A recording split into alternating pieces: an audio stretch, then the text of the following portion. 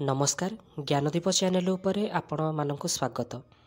रुद्राक्ष विषय रे भिन्न भिन्न कथा तार महत्व को व्यक्त करि थाए। रुद्राक्ष एक उत्तम रत्न सहित समान जहाँ अनेक प्रकार लाभ को दर्शाई थाए। रुद्राक्ष द्वारा मनुष्यर मन पवित्र हुए, तासह ताकू सबु प्रकार समस्या दूर हुए।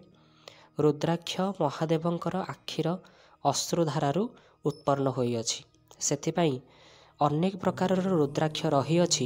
भिन्न भिन्न रुद्राक्ष को भिन्न भिन्न समस्या पाई धारण करा जाए। तेबे आज आमे एही वीडियो रे आलोचना करिबा केउ राशिर मनीष केतेमुखी रुद्राक्ष को धारण करिले ता पाई मंगल हेबो, तार सबु काम शुभ हेबो, ताकू सबु काम रे सफलता मिलिबो। तेबे आसंतु वीडियो को आरंभ करिबा। प्रथमे हेउछि मेष राशि। मेष राशिर स्वामी हेउछंती मंगल ग्रह, तेणु मेष राशिर जातक तीनिमुखी रुद्राक्ष को धारण करने उचित। तीनिमुखी रुद्राक्ष को धारण करिले पूर्व जन्म एवं एई जन्म रे जेते भी आमे पाप करुछे से पापरू आमको मुक्ति मिले। तासह नेगेटिव चिंताधारा आम ठारू दूर रे रुहे। अपराधर भावना, हीन भावना ए सबुठिरू आमको मुक्ति मिले। आमर आत्मविश्वास रे वृद्धि हुए। सबु काम रे आमको सफलता मिले। आमे एकाग्रतार सह सबु काम रे निजर 100% देई पारू। आपणक व्यक्तित्व को यह रुद्राक्ष विकास करिथाए।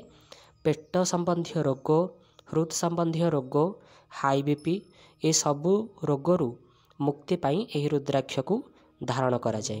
वृष राशि। वृष राशिर स्वामी हेउछन्ते शुक्र ग्रह। वृष राशिर मनीष 6 मुखी रुद्राक्ष को धारण करिले मंगल हेबो। 6 मुखी रुद्राक्ष महादेवंकर पुत्र कार्तिकेय को दर्शाई थाए। एही रुद्राक्ष पिंधिले मनीषर बुद्धि रे विकास हुए। मनीष जदि बारंबार कोनोसी कथा को भूली जाउछि, तार किछि कथा मने रहुनी, तेबे एही भलिया समस्या रे एही रुद्राक्ष को पिंधिबा उचित। स्मरण शक्ति को वृद्धि करे। जदि केही सबु किछि जानिछि किंतु निज कथा को अभिव्यक्ति करि पारुनी, अभिव्यक्ति करिवार कुशलता जहाँ भितर नाही, से जदि रुद्राक्ष को धारण करे तेबे से भल भाबरे निजको दुनिया सामने रिप्रेजेंट करि पारिबो। अभिव्यक्ति करिवार कुशलता एही रुद्राक्ष को धारण करिले वृद्धि हुए। इच्छा शक्ति मनीषर बढ़ी थाए। पराक्रम रे वृद्धि हुए। प्रेम रे वृद्धि हुए।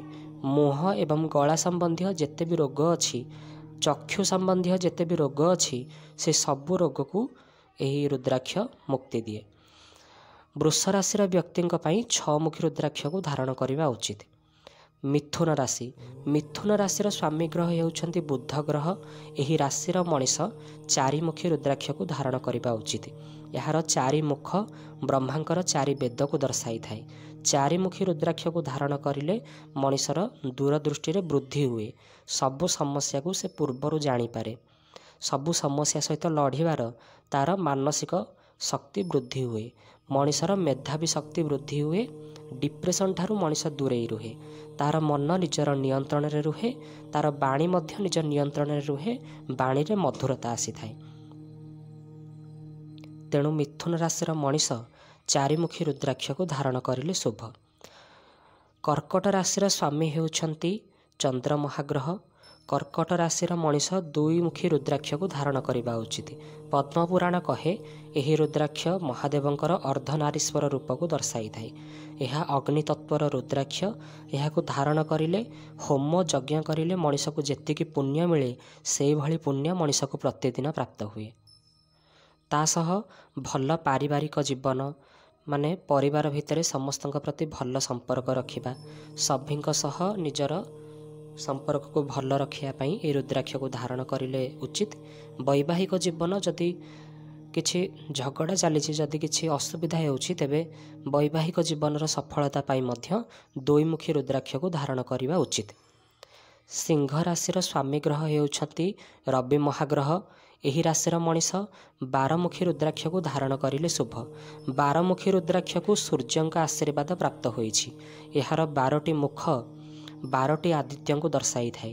ୟାକୁ ଧାରଣ କରିଲେ ମଣିଷର ମନରୁ ଭୟ ଦୂର ହୁଏ, ସବୁ ସଙ୍କଟ ସହିତ ଲଢ଼ିବାର ଶକ୍ତି ପ୍ରାପ୍ତ ହୁଏ, ମଣିଷର ଆର୍ଥିକ ସମସ୍ୟାକୁ ଦୂର କରେ ଏବଂ ଚର୍ମ ରୋଗ ସମ୍ବନ୍ଧୀୟ ଯେତେ ବି ରୋଗ ଆମ ଦେହରେ ଅଛି, ଯଦି ଏ ରୁଦ୍ରାକ୍ଷକୁ ଆମେ ସମ୍ପୂର୍ଣ୍ଣ ବିଧିବିଧାନର ସହିତ ଧାରଣ କରିବା ତେବେ ଚର୍ମ ରୋଗ ଦୂର ହୁଏ, ଚର୍ମ ରୋଗ ଭଲ ହୋଇଯାଏ। କନ୍ୟା ରାଶି। କନ୍ୟା ରାଶିର ସ୍ୱାମୀ ଗ୍ରହ ହେଉଛନ୍ତି ବୁଧ ଗ୍ରହ। ଏହି ରାଶିର ମଣିଷ ଏକମୁଖୀ ରୁଦ୍ରାକ୍ଷକୁ ଧାରଣ କରିଲେ ଶୁଭ। ଏହି ରୁଦ୍ରାକ୍ଷ ସବୁଠାରୁ ଶୁଭ ଏବଂ ଏହା ମନକୁ ଆତ୍ମିକ ସୁଖ ପ୍ରଦାନ କରିଥାଏ, ମାନସିକ ଶାନ୍ତି ପ୍ରଦାନ କରିଥାଏ।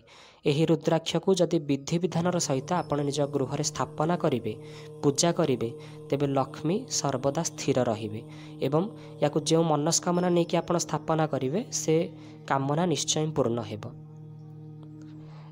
ଏହି ଭିଡ଼ିଓରେ ଆମେ ଜାଣିଲେ ମେଷ ଠାରୁ କନ୍ୟା ରାଶି ପର୍ଯ୍ୟନ୍ତ ଯେତେ ବି ବ୍ୟକ୍ତି ଅଛନ୍ତି ସେମାନେ କେଉଁ ସମସ୍ୟା ପାଇଁ କେଉଁ ରୁଦ୍ରାକ୍ଷକୁ ଧାରଣ କରିବେ, ତା ସହ କେଉଁ ରାଶିର ବ୍ୟକ୍ତି କେଉଁ ରୁଦ୍ରାକ୍ଷକୁ ଧାରଣ କରିଲେ ଶୁଭ, ଆଜି ଆମେ ଏହି ଭିଡ଼ିଓରେ ଜାଣିଲେ। ୟାର ପରବର୍ତ୍ତୀ ଭିଡ଼ିଓରେ ଆମେ ବାକି ସମସ୍ତ ରାଶି ବିଷୟରେ ଜାଣିବା। ଭିଡ଼ିଓ ଯଦି ଆପଣମାନଙ୍କୁ ଭଲ ଲାଗିଥାଏ ତେବେ ଭିଡ଼ିଓକୁ ଲାଇକ୍ କରିବେ, ସାଙ୍ଗମାନଙ୍କ ସହ ସେୟାର ନିଶ୍ଚୟ କରିବେ। ଯଦି ଆପଣମାନେ ଆମ ଚ୍ୟାନେଲ ଉପରେ ନୂଆ ତେବେ ଆମ ଚ୍ୟାନେଲକୁ ସବସ୍କ୍ରାଇବ୍ ନିଶ୍ଚୟ କରିବେ। ଧନ୍ୟବାଦ।